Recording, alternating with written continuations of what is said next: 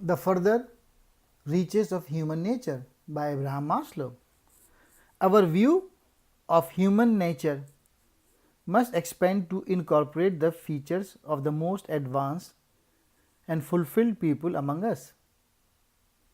People selected as self actualizing subjects. People who fit the criteria go about it in these little ways. They listen to their own voices, they take responsibility, they are honest, and they work hard. They find out who they are, not only in terms of their mission in life, but also in terms of the way they feel hurt when they wear such and such a pair of shoes, and whether they do or don't like eggplant or stay up all night if they drink too much beer. All this is what the real self means. They find their own biological nature, which are irreversible or difficult to change. Though the term self actualize was coined by another psychologist, Kurt Goldstein, it was Abraham Maslow who made the concept well known. It described those seemingly rare individuals who had achieved full humanness, a blend of psychological health and devotion to their work that made them highly effective. If there were many more people, Maslow said, our world would be transformed. And instead of putting all our energies into dreaming up faster and better things, we should be trying to create societies that produce more self-actualized people.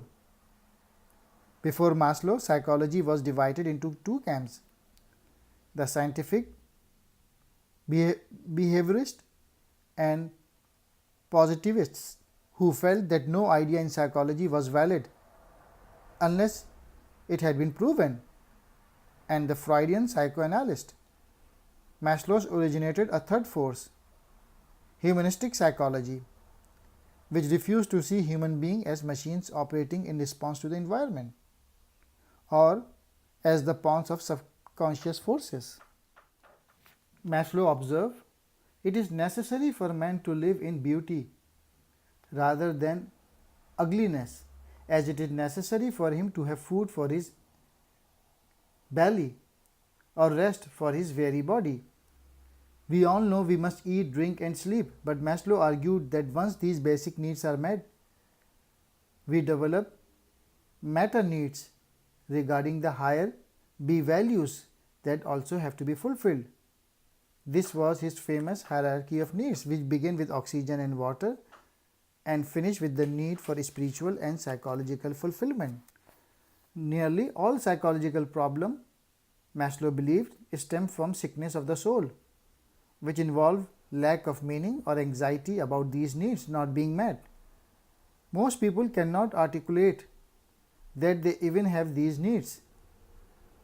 Yet this pursuit is vital to being fully human. Achieving fully means awareness of life as a series of choices. One way advances toward personal growth, the other involves a regression.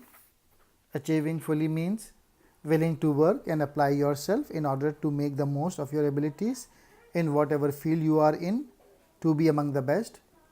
Achieving fully means being willing to see other people in their best light under the aspect of eternity. The author liked to ask his student questions such as, which of you intend to become president? Or which of you will become an inspirational moral leader? When they blush, he then posed the question, if not you, then who else? These were all people who were training to be psychologists. But Maslow asked them what the point was of learning to be a mediocre psychologist.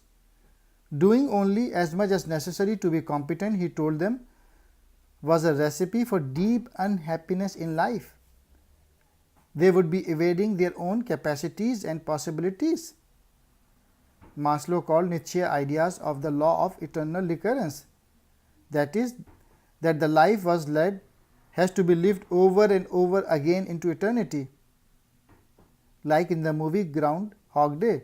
If we live with this law in the mind, we would only ever do what was really important. Some people avoid seeking to be great because they fear being seen as wanting too much.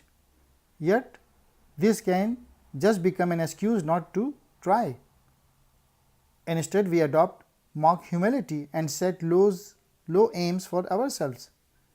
The possibility of becoming remarkable shoots a thunderbolt of fear into many unremarkable people. Maslow's suggestion was this: we need to balance grand aims with having our feet on the ground. Most people have too much of one and not enough of the other. If you study successful and self-realized people, you find that they have a blend of both. That is, they shoot for the sky, yet are also grounded in reality. Maslow noted that because we live in a world that changes and more quickly than it did in the past, it is not enough to do things the way they have always have done. The most mature people are the ones that can have the most fun. These are people who can regress at will, who can become childish and play with children and be close to them.